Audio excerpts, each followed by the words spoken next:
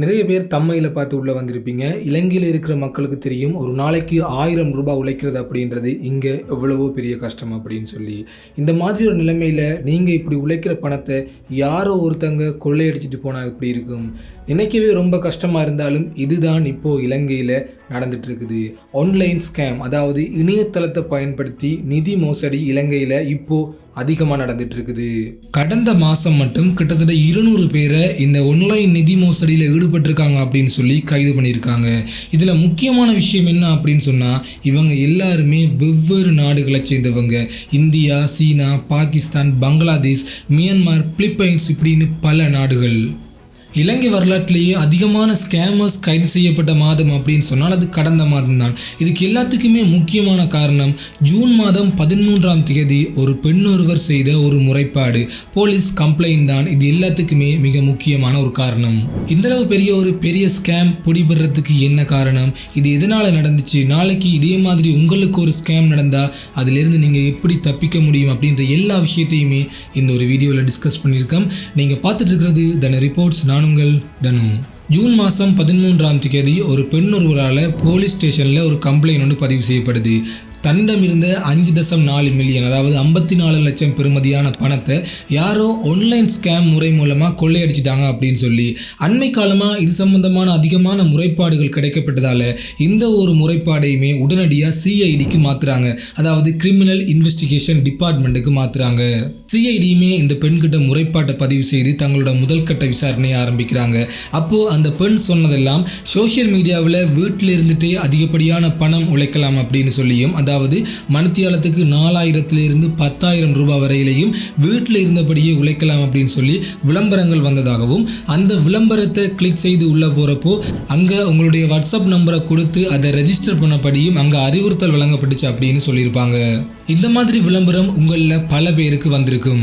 நாளைக்கு 4000 - 10,000 ரூபாய் வரை உழைக்கலாம் அப்படின்னு சொல்லி பல ஆசை வார்த்தைகளை காட்டுறப்போ எங்களோட மனசுமே அட இவ்வளவு உழைக்கலாமா அப்படின்னு சொல்லி அந்த விளம்பரத்தை கிளிக் செய்து உள்ள போகிறதுக்கு நாங்களுமே போவோம். அப்படி போகிறப்போ அவங்க முதலாவது கேட்குற கேள்வி எங்களோட வாட்ஸ்அப் இலக்கத்தை அங்கே பதிவு செய்ய சொல்லி. இப்படி எங்களோட வாட்ஸ்அப் நம்பரை கொடுக்குறப்போ அவங்க ஒரு வாட்ஸ்அப் குரூப்பில் எங்களை இணைச்சு கொள்வாங்க. இதே தான் அன்றைக்குமே அந்த பெண்ணுக்கு நடந்திருக்குது.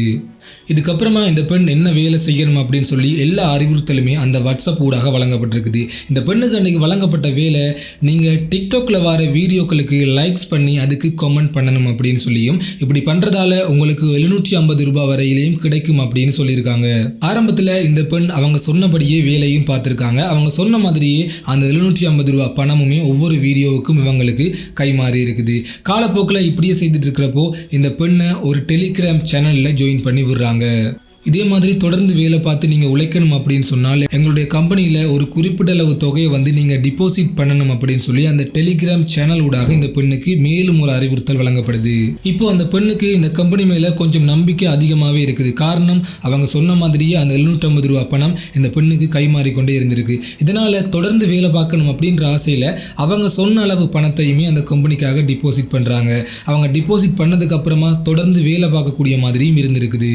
இப்படியே இந்த பெண்ணுமே அதே கம்பெனிக்கு வேலை பார்த்துட்டு இருந்திருக்காங்க. ஒரு கட்டத்தில் இந்த கம்பெனிலேருந்து நீங்கள் இன்னும் மேலதிகமாக உழைக்கணும் அப்படின்னு சொன்னால் 5.4 மில்லியன், அதாவது 54 லட்சம் ரூபாய் நீங்கள் டிபாசிட் பண்ணணும் அப்படின்னு சொல்கிறாங்க. இப்போ இந்த பெண்ணுக்கு அந்த கம்பெனி மேலே இன்னும் கொஞ்சம் அதிகமான நம்பிக்கை இருக்குது. காரணம், அவங்க சொன்ன மாதிரியே இந்த பெண்ணும் வேலை பார்த்துட்டு இருக்கிறாங்க. அதுக்கான பணமுமே இந்த பெண்ணுக்கு கிடைச்சிட்டு இருக்குது. ஸோ இதனால் 5.4 மில்லியன் பணத்தை கொஞ்சம் கொஞ்சமாக அவங்க சொன்ன மாதிரியே டிபாசிட் பண்ணுறாங்க.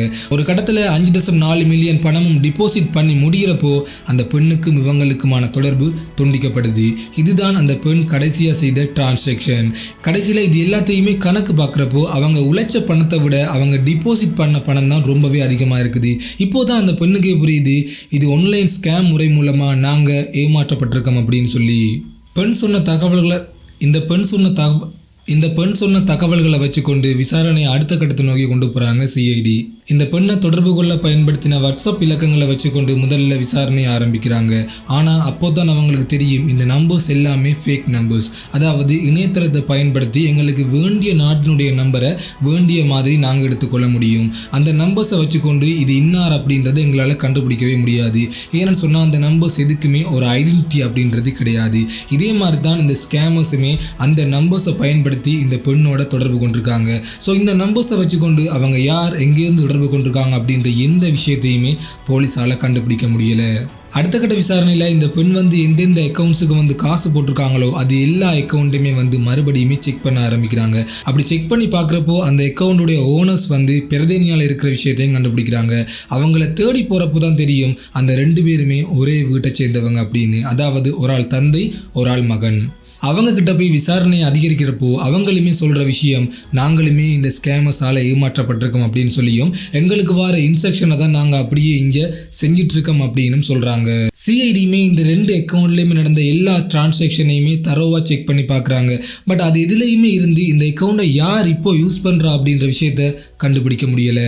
இதுக்கப்புறமா இந்த அக்கௌண்ட்ல இருந்து எங்கெங்கே காசு போயிருக்கு அப்படின்ற விஷயத்த செக் பண்ணுறாங்க. எல்லா குற்றவாளிகளுமே எங்கேயோ ஒரு இடத்த தப்பு பண்ணுவாங்க அப்படின்ற மாதிரி இந்த ஸ்கேமர்ஸுமே சின்னதாக ஒரு மிஸ்டேக் பண்ணியிருக்காங்க. அது என்ன அப்படின்னு சொன்னால், ஒரு பீட்சா கூட பண்ணியிருக்காங்க. அந்த பீட்சாக்கான பேமெண்ட்டை இந்த ஒரு அக்கௌண்ட்லேருந்து அவங்க கொடுத்துருக்காங்க. ஸோ இந்த பீட்சா ஆர்டர் பண்ணுறப்போ அதுக்கான டெலிவரி அட்ரஸ் என்ன அப்படின்றத சிஐடி ஃபுல்லாகவே செக் பண்ணுறாங்க. அப்படி செக் பண்ணி பார்க்குறப்போ அந்த டெலிவரி அட்ரஸ் நீர்கொழும்பில் இருக்கிற ஒரு லக்ஸரியான ஹவுஸில் போய் நிற்குது. அந்த ஹவுஸை உள்ளே போய் செக் பண்ணி பார்க்குறப்போ போலீஸுக்கு பயங்கரமான ஷோக்கிங். அந்த வீட்டுக்குள்ளே போய் பார்க்குறப்போ அங்கே ஒரு மினி பேங்கிங்கே நடக்குது. கிட்டத்தட்ட 13 பேர் அங்கே இருந்து கைது பண்ணுறாங்க. அது மட்டும் இல்லாமல் அவங்க கிட்ட இருந்து 52 மொபைல் ஃபோன்ஸ், 13 கம்ப்யூட்டர்ஸ், 3 லேப்டாப்ஸ் அப்படின்னு சொல்லி எல்லாத்தையுமே பறிமுதல் செய்கிறாங்க.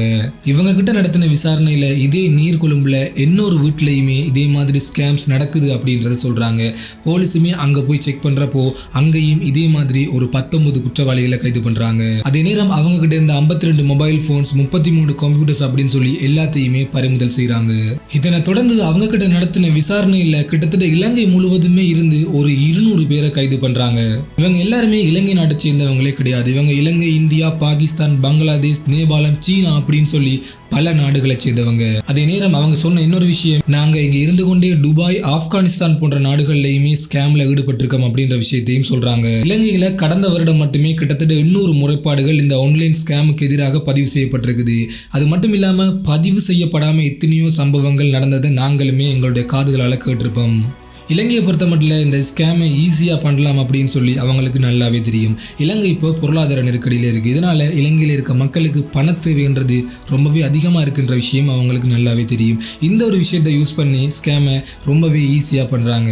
அதே நேரத்தில் வெளிநாட்டில் இருக்கிறவங்க இங்கே வந்து ஸ்கேம் பண்ணுற அளவுக்கு அவங்களுக்கு இலகுவாக விசிட் விசாவுமே கிடைக்குது.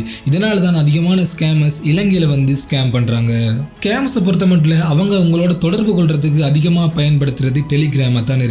இதுக்கு என்ன காரணம் அப்படின்னு சொன்னா, டெலிகிராமை பொறுத்தவரையில ஒரு யூசர் வந்து தன்னோட அடையாளத்தை காட்டணும் அப்படின்ற எந்த அவசியமுமே கிடையாது.